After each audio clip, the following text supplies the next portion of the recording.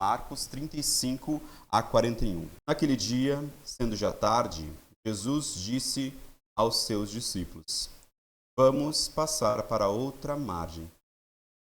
Eles, despedindo a multidão, o levaram assim como estava, no barco e como os outros barcos.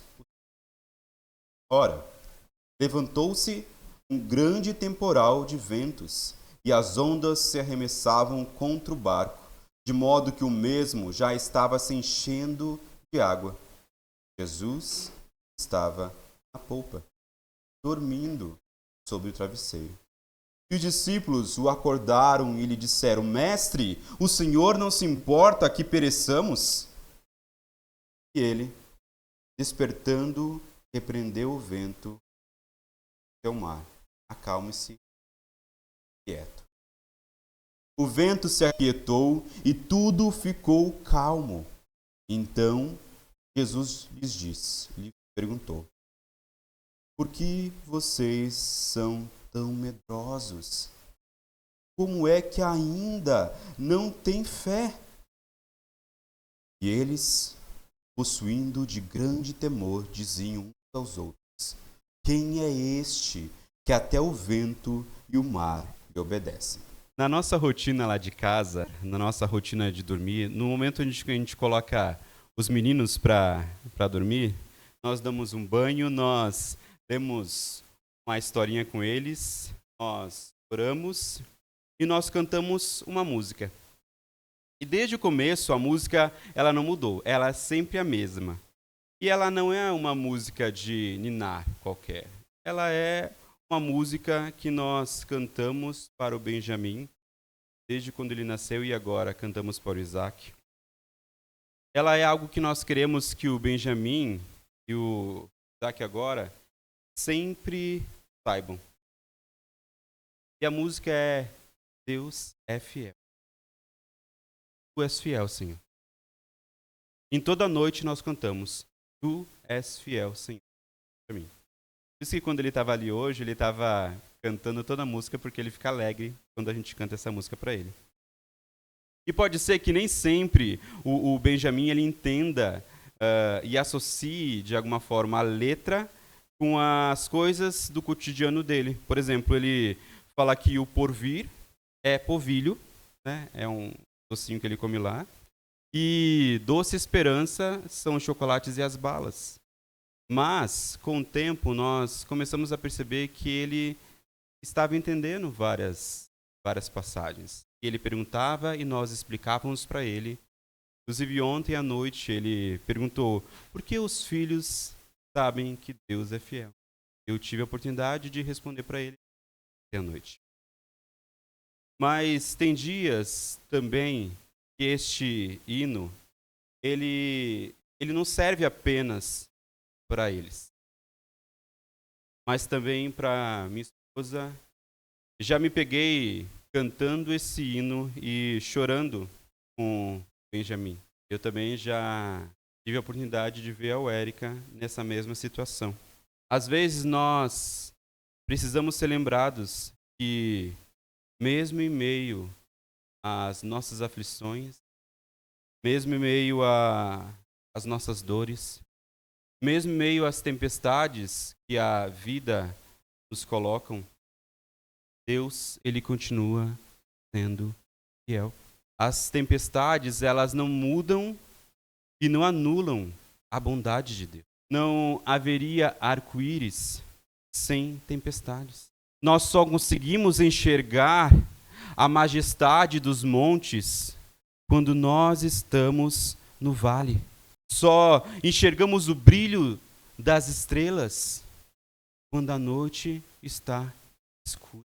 E é sobre a fidelidade de Deus em meio às tempestades que nós vamos falar hoje. O texto, versículos 35 e 36, ele nos fala assim: Naquele dia, sendo já tarde, Jesus disse aos discípulos: Vamos passar para outra margem. E eles, despedindo a multidão, o levaram assim como estava no barco, e outros barcos o seguiam. Jesus tinha passado um dia com muito trabalho. Ele tinha passado aquele dia inteiro trabalhando. Ele tinha falado por parábolas para as multidões de um barco um pouco distante da praia durante aquele dia todo. E agora, segundo Marcos, ele já estava cansado, já estava tarde. E não é de se admirar que depois desse dia todo ele estivesse cansado, ele estivesse exausto. Então, quando já era tarde, Jesus disse para eles: vamos passar para outra margem. Ele queria atravessar do lado ocidental do mar, onde localizava-se Cafarnaum, para o lado oriental, também conhecido como a terra dos Gerazenos, onde nós vamos ver semana que vem, quando ele chega. Spoiler, ele chegou, mesmo meio a tempestade. Então os discípulos, cujo as profissões se encontravam vários pescadores ali, levaram Jesus com ele no barco. Assim como Jesus estava, Marcos diz. Cansado, exausto, precisando de um descanso e repouso. Por não ser apenas plenamente divino, mas também ser plenamente humano, ele precisava descansar. Só que levantou-se um grande temporal de vento, e as ondas se arremessavam contra o barco, de modo que o mesmo já estava se enchendo de água. Então, de uma hora para outra, surge uma grande tempestade sobre o lago. Um vendaval, um temporal que explode em rajadas de vento, furiosas e agora ameaçadoras. A violência dos ventos era tão forte que provocava o surgimento de ondas grandes que arrebentavam sobre as margens do lago e sobre aquele pequeno barco que eles estavam. E ele era jogado para um lado e para o outro pelas ondas. E era tanto que as ondas estavam enchendo o barco de água. E, meus irmãos, como já foi falado aqui, as tempestades da vida, elas são inesperadas. Elas podem surgir de uma hora para outra. É um acidente, é uma enfermidade, é uma crise no casamento, é um desemprego, é uma briga com uma pessoa que nós gostamos. Surge de uma hora para outra. As tempestades, elas não mandam um telegrama. Elas chegam em nossa vida sem mandar recado, sem pedir licença. Mas há algo que pode intrigar você sobre o texto. É o fato de Jesus ter pedido que eles atravessassem o barco e fossem para outra margem. Os discípulos somente estavam obedecendo às ordens de Jesus. E mesmo assim, agora, estão enfrentando uma grande tempestade. Percebam, eles estavam fazendo a vontade de Deus. E ainda enfrentavam ventos contrários. Eles estavam onde Jesus mandou eles estarem. Fazendo o que Jesus mandou eles fazerem. Indo para onde Jesus mandou eles irem. E mesmo assim, enfrentavam uma terrível tempestade. Obedecer a Deus não nos livra das tempestades da vida. Você tem enfrentado alguma tempestade pelo fato de você estar andando com Deus? De obedecer os mandamentos de Jesus? Você tem sofrido alguma oposição e perseguição por ser fiel a Deus? Tem perdido, às vezes, oportunidades de negócios por não ceder a este mundo? Tem perdido concorrências em seus negócios por não dar propina? Tem sido considerado um estorvo no seu ambiente de trabalho por não se envolver em esquemas, muitas vezes de corrupção dentro do local de trabalho? Há momentos que nós sofremos. E não por estarmos na contramão, mas por andarmos no caminho direito, por fazermos a vontade de Deus. O mundo, meus irmãos, ele odiou o nosso Mestre. Ele odiou Cristo Jesus. E também vai nos odiar. Por nós sermos seguidores da luz, as trevas não suportam. Onde há um seguidor de Cristo, há ali também a luz. E a luz revela aquilo que as trevas fazem escondido. As aflições e as tempestades da vida, elas fazem parte da jornada de todo o cristão. O fato de Jesus estar conosco não nos poupa de certas tempestades. Ser cristão não é viver em uma redoma de vidro, numa estufa espiritual. O céu não é aqui. Um crente que anda com Jesus pode e muitas vezes vai enfrentar terríveis tempestades em suas vidas. Meus irmãos, nós podemos muitas vezes ouvir falsos mestres, dizendo que com Jesus não haverá sofrimentos, com Jesus não haverá dor, não haverá doenças, pois Jesus levou consigo todas as nossas enfermidades. Não haverá tempestades na vida. Muitas pessoas poderão questionar você por que ainda com Jesus vocês ainda têm problemas, porque vocês ainda passam por aflições, porque vocês ainda enfrentam tempestades, mesmo com Jesus. E nós diremos que a nossa segurança não está no fato de nós não passarmos por tempestades. A nossa segurança está no fato de nós não estarmos mais sozinhos na tempestade. De que agora no barco está o Senhor das tempestades, o único que pode acalmá-las. Essa é a nossa diferença, essa é a nossa segurança. Mas você pode se espantar com o que eu vou falar agora para você. Jesus, ele sabia da tempestade. Ele não foi pego de surpresa com aquela tempestade. E mesmo assim, vocês podem estar se perguntando, mesmo assim, ele mandou os seus discípulos seguirem para o outro lado? Mesmo assim, Jesus dormiu? Mesmo assim, Jesus continuou dormindo no meio da tempestade? Por quê? Jesus havia passado aquele dia inteiro ensinando os seus discípulos por parábolas sobre o reino. Agora viria a lição prática. Quando tudo está bem, quando tudo está fácil na nossa vida, é muito fácil nós crermos. É muito fácil nós confiarmos. É muito fácil nós termos fé. Mas o que acontece quando as coisas vão mal? O que acontece quando nós perdemos o emprego? O que acontece quando nós recebemos uma notícia de doença? O que acontece quando surge uma crise no casamento? O que acontece quando há uma briga entre pessoas que se gostam? O que acontece quando nós perdemos um ente querido?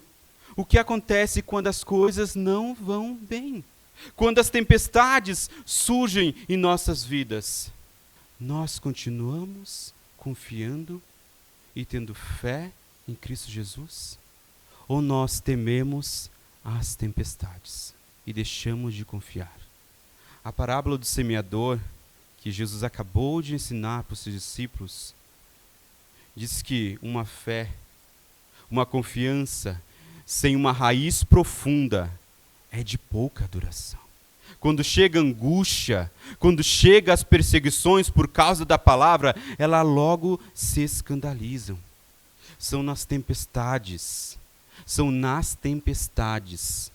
que Jesus prova a nossa fé, que Ele prova a nossa confiança nele.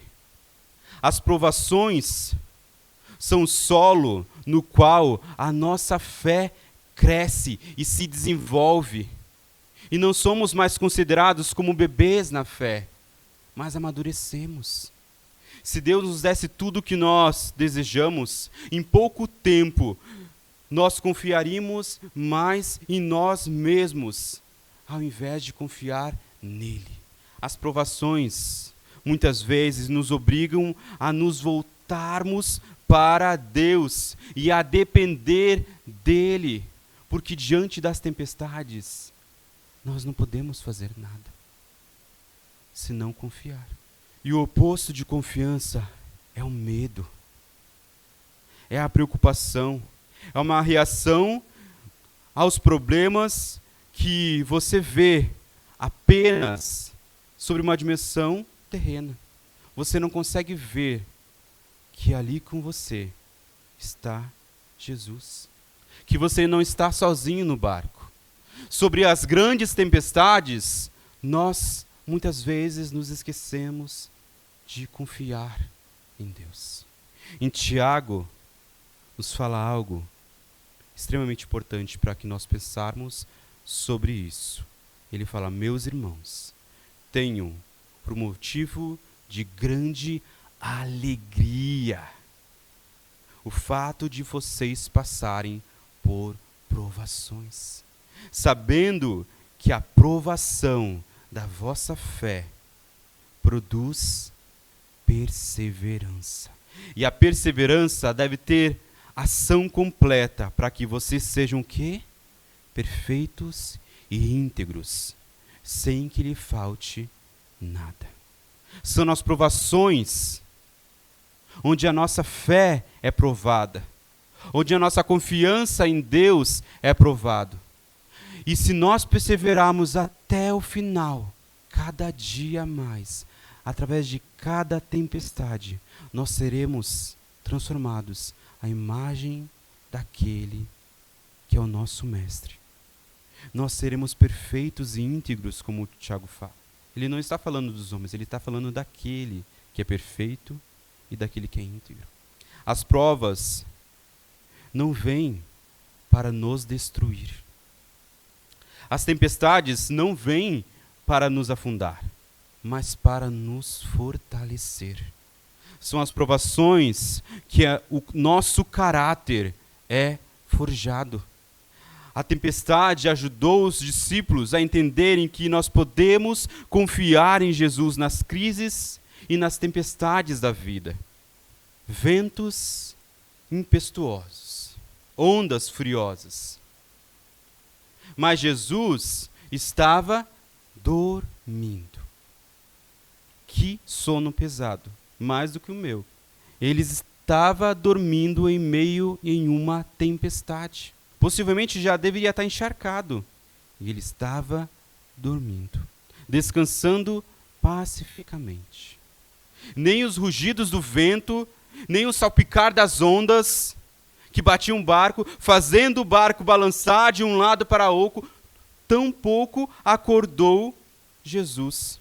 Talvez o maior drama dos discípulos não tenha sido a tempestade ali, mas o fato de Jesus estar dormindo em meio à tempestade.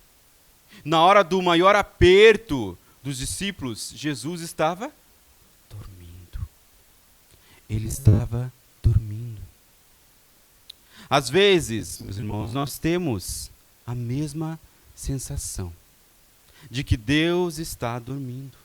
Mas o Salmo 121 fala que é certo, não há dúvidas, que não dormita, e que nem dorme o guarda de Israel.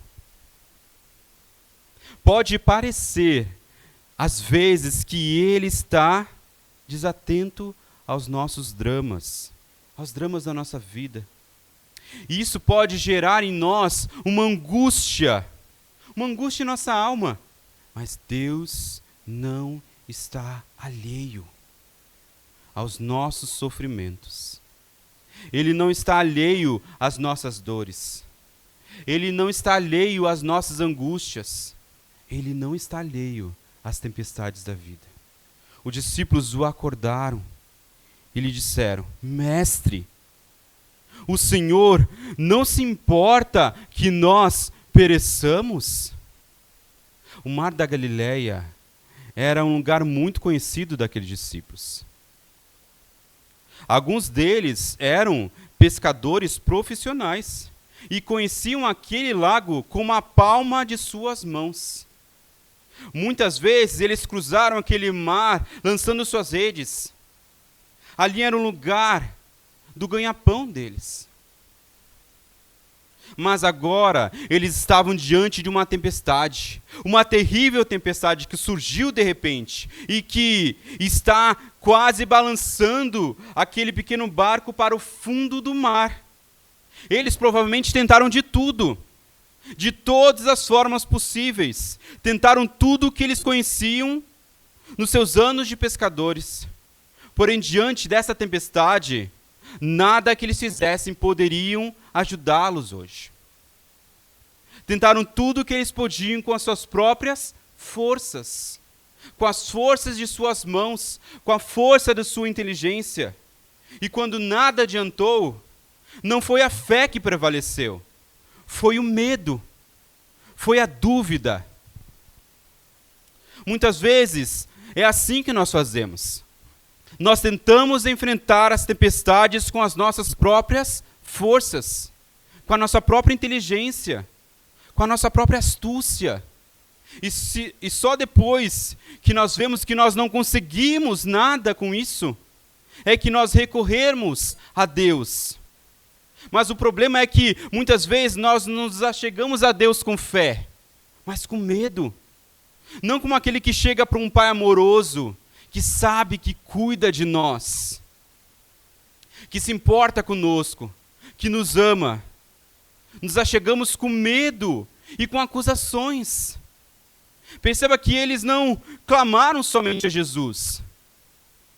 Eles o acusaram de não se importarem com eles. Na tempestade, eles olhando para o mar turbulento, o vento violento, o medo surge.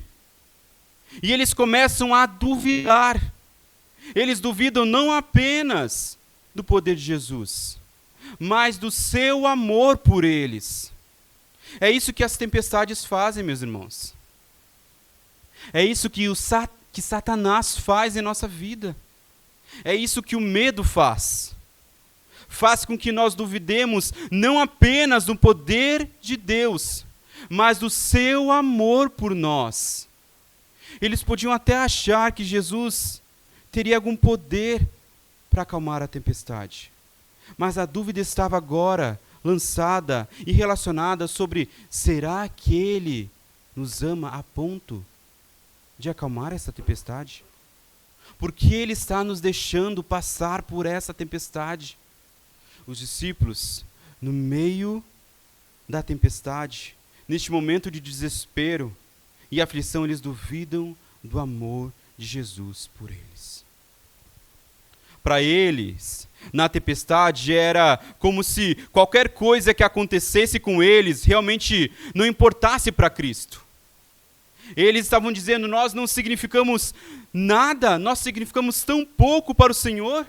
Com a morte batendo em nossa face, como o Senhor ainda pode continuar dormindo? Não lhe importa que nós pereçamos, que nós sejamos tragados pelas ondas do mar e sejamos lançados das profundezas. Então, com esse clamor medroso de seus discípulos, o mestre acorda. E ele, despertando, repreendeu o vento e disse ao mar: acalme-se, fique quieto. E o vento se aquietou e tudo ficou bem calmo. Meus irmãos, Jesus acorda e imediatamente o vento e o mar ouvem a mesma voz que trouxe ordem ao caos no princípio, dizendo: acalme-se, fique quieto. E logo que o comando veio aos seus lábios, o vento se aquietou e o mar estava como um vidro diante deles. Não havia nenhuma menor onda a ser sentida no mar. Tudo estava calmo. Desde o iluminismo, tornou-se comum duvidar dos milagres, considerá-los uma violação das leis naturais e, portanto, ocorrências que são impossíveis de se acontecer. No entanto, nós devemos aqui perguntar: quem é soberano? O Deus criador de tudo ou as leis naturais que ele instituiu? Diante de Deus, animais entraram aos pares na arca e não se devoraram. Diante de Deus, a sarça pega fogo e não se consome. Diante de Deus, o mar se parte ao meio por seu povo passar. Diante de Deus, o sol parou. Diante de Deus, dos céus chove maná para o seu povo. Diante de Deus, colunas de fogo e nuvens acompanham o povo de Deus. Diante de Deus, da rocha verte água pura. Diante de Deus, animais falam. Diante de Deus, a estéril é mãe de filhos. Diante de Deus, uma virgem engravida. Diante de Deus, mudos falam. Cegos veem, coxos andam, leprosos são purificados. Diante de Deus, as leis da natureza não podem contrariar o seu comando. Diante de Deus, nem mesmo a morte tem mais poder. Diante de Deus, pecadores são perdoados. Diante de Deus, corações de pedra se transformam em corações de carne. Diante de Deus, aquele que estava morto vive. Diante de Deus, todo joelho um dia se dobrará e toda língua confessará que Jesus Cristo é o Senhor. Nada fica de pé diante de Deus. Então Jesus lhe perguntou: por que vocês são tão medrosos? Como é que ainda vocês não têm fé? Os discípulos falharam no teste prático e revelaram medo e não fé diante da tempestade. E onde o medo prevalece, a fé definha, a fé desaparece. Ficamos com medo porque nós duvidamos que Deus esteja no controle. Enchemos a nossa alma de pavor porque nós pensamos que as coisas estão fora do controle. Nos desesperamos porque nós julgamos que estamos abandonados à nossa própria sorte. Os discípulos não têm fé porque eles se concentram toda a sua atenção nos dilemas terrenos, nas tempestades, nas aflições, nos seus problemas, ao invés de confiar em Jesus Cristo, que estava no barco. E se ele está no barco, nada poderia naufragá-los. O Senhor das tempestades estava no barco. Eram homens que não conseguiam confiar no conforto, na segurança que fluía da presença, da promessa, do poder, do amor do seu mestre para com eles. Por que vocês são tão medrosos? Como é que ainda não têm fé? A fé, ela é um antídoto para o medo. Você alguma vez já observou um pai carinhoso, não um pai brutão, mas um pai carinhoso, ensinando o seu filho a nadar? Ele muitas vezes entra na água, ele convida ao seu filho a se juntar a ele, a saltar até ele, a se unir a ele ali naquele momento para que ele possa ensinar. O filho está na beira da piscina, do mar, de qualquer lugar, e ele sabe que ele não sabe nadar. Para ele a piscina pode parecer assustadora. Pode parecer assustadora a piscina. Mas ele aprendeu a confiar no seu pai. A vida com seu pai fez com que ele confiasse nele. Afinal, ele é meu pai. Então, em momento de fé, o filho salta para dentro da água. ele está confiante, ele está seguro por causa do amor do pai por ele. O pai não vai deixar nada acontecer para o seu filho. A fé no amor de Deus por nós é o antídoto para o nosso medo. Quando nós confiamos em nosso Pai Celestial, nós sabemos que Ele é o Senhor de tudo, que Ele não está alheio às nossas dores, Ele não está alheio às nossas aflições, Ele não está alheio às tempestades que nós estamos enfrentando. Nós podemos confiar no nosso Pai, mas aqui a fé, ela pressupõe um relacionamento de confiança do filho para com seu pai. Não são todas as pessoas que o filho confiaria para segurar. E é por isso que Jesus está dizendo aqui: como vocês ainda não têm fé? Como que apesar de tudo que vocês viram, ouviram, experimentaram, vocês ainda não têm fé? Mesmo depois de tantos milagres que vocês viram eu realizar, as palavras que vocês me viram dizer, a vida que eu tenho vivido na presença de vocês, por que vocês são tão medrosos? Por que vocês ainda não têm fé? Será que tudo isso não representou nada para vocês? O que Jesus está ensinando eles aqui é que tudo que nós vivemos, todas as experiências que nós tivemos em nossa vida com Cristo, têm um propósito. Elas devem ser usadas para fortalecer a nossa confiança nele, a nossa fé nele, porque nós o conhecemos, nós experimentamos em nossa vida.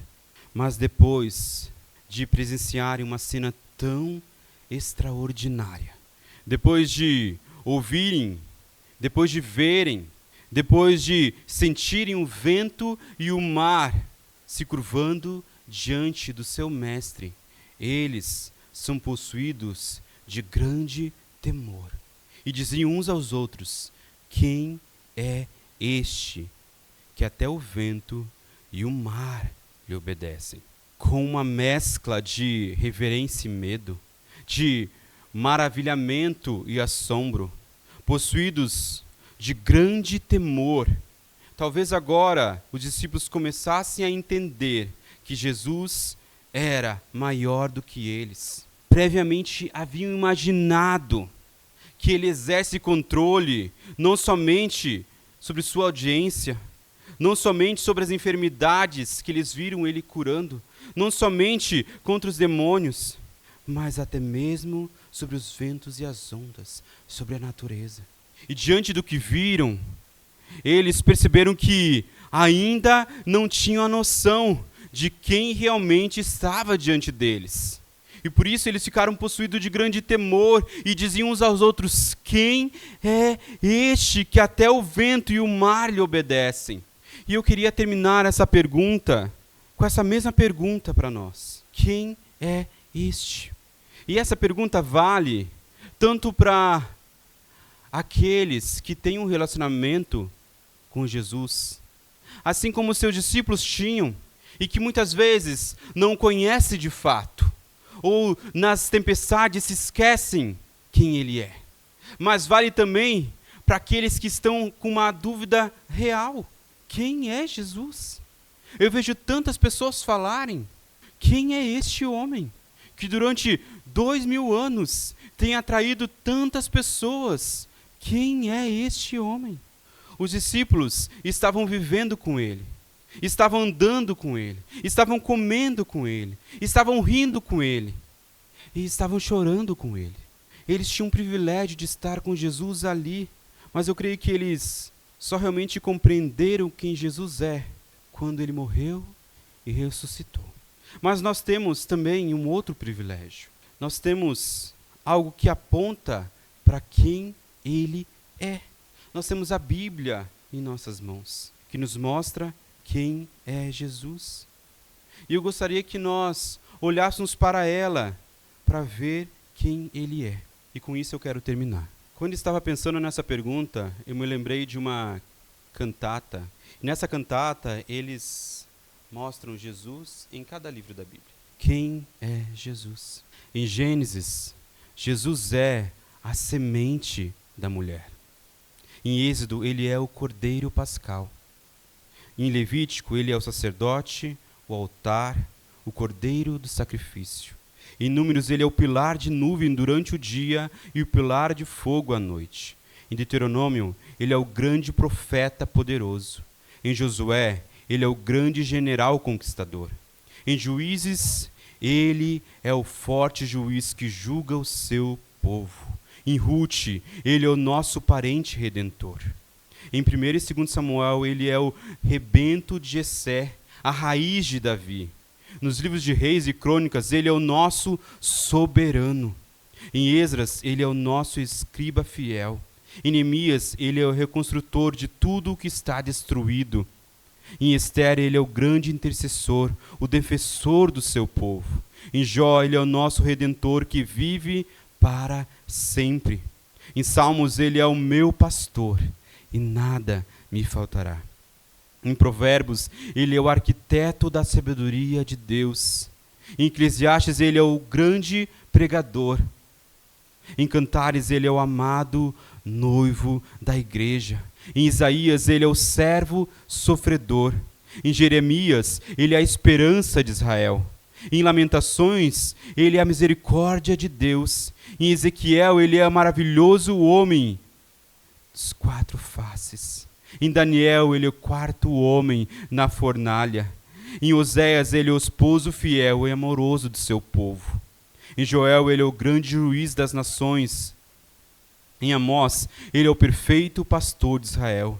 Em Obadias, ele é a perfeita justiça de Deus. Em Jonas, ele é o grande missionário. Em Miqueias, ele é o mensageiro dos pés formosos. Em Naum, ele é a fortaleza do seu povo no dia da angústia. Em Abacuque, ele é a sentinela orando sempre pelo avivamento. Em Sofonias, ele é o Senhor poderoso que salva. Em Ageu, ele é o desejado de todas as nações. Em Zacarias, ele é a nossa fonte. E em Malaquias, ele é o sol da justiça. Em Mateus, ele é o verdadeiro Messias de Israel. Em Marcos, ele é o ilustre carpinteiro de Nazaré. Em Lucas, ele é o médico por excelência. Em João, ele é o verbo de Deus que se fez carne. Em Atos, ele é a luz brilhante que apareceu a Saulo no caminho de Damasco. Em Romanos, ele é a nossa justificação. Em Coríntios, é a nossa ressurreição, o que leva os nossos pecados. Em Gálatas, ele é o libertador dos escravos da lei.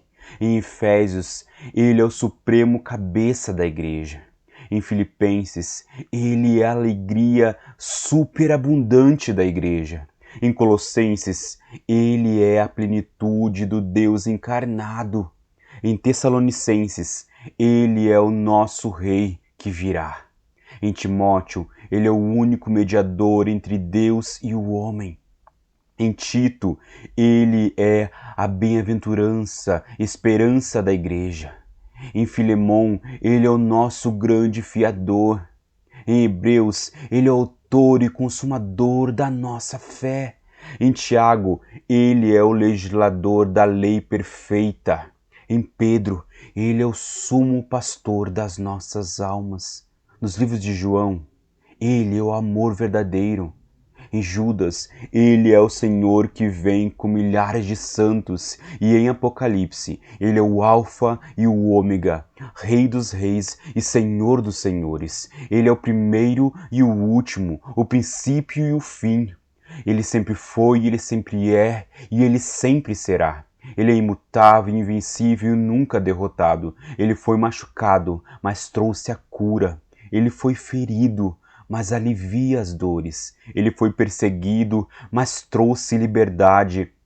Ele morreu e nos trouxe vida. A sua vida é inigualável, a sua bondade é ilimitada, a sua misericórdia é para sempre e o seu amor nunca muda. A sua palavra basta e a sua graça é suficiente. O seu reino é reto e o seu jugo é suave e o seu fardo é leve. O mundo não pode compreendê-lo, os exércitos não podem derrotá-lo, as escolas não podem explicá-lo, os líderes não podem ignorá-lo. Os fariseus não o suportaram, mas descobriram que não podiam pará-lo. Pilatos não pôde encontrar culpa alguma nele. Herodes não pôde matá-lo. A morte não pôde dominá-lo e a sepultura não pôde retê-lo. Este é o nosso Deus. Este é Jesus. É nele que nós devemos depositar a nossa confiança e a nossa fé, meus irmãos.